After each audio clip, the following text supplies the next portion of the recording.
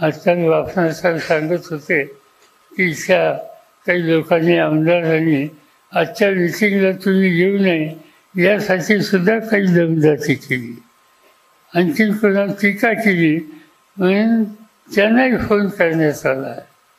त्याची गमतीची गोष्ट. लोकशाहीमध्ये एखादी गोष्ट चुकली नेत्याची तर टीका करायची नाही, जाहीर बोलायचं नाही.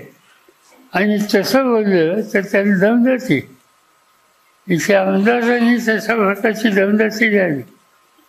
मला त्यांना सांगायचे, बाबाले तू आमदार कोणावर झाला, तुझ्या सगळ्याला इथं फोन आलं होतं, त्यावेळेचा पक्षाचा तुझा अध्यक्ष कोण होता, फॉर्म भरायला खून चिन्ह यासाठी नेत्याची सही जाते, ती सही माझी आहे आणि माझ्या सहीने आणि तुम्ही आज त्याच पक्षाच्या त्याच विचाराच्या कार्यकर्त्यांनी जे तुम्हाला निवडून आणण्याच्यासाठी रावले, घाम गाळला, आज त्यांना तुम्ही दमदाटी करता. माझी विनंती आहे, एकदा दमदाटी दिली तर वास. पुन्हा असं काही केलं तर सरळ थोडा म्हणतात त्यांना ते त्यासाठी तुम्ही त्याची काळजी करू नका. मी या रस्त्याने कधी जात नाही, पण या रस्त्याने जाण्याची स्थिती कोणी निर्माण केली तर सोडत नाही.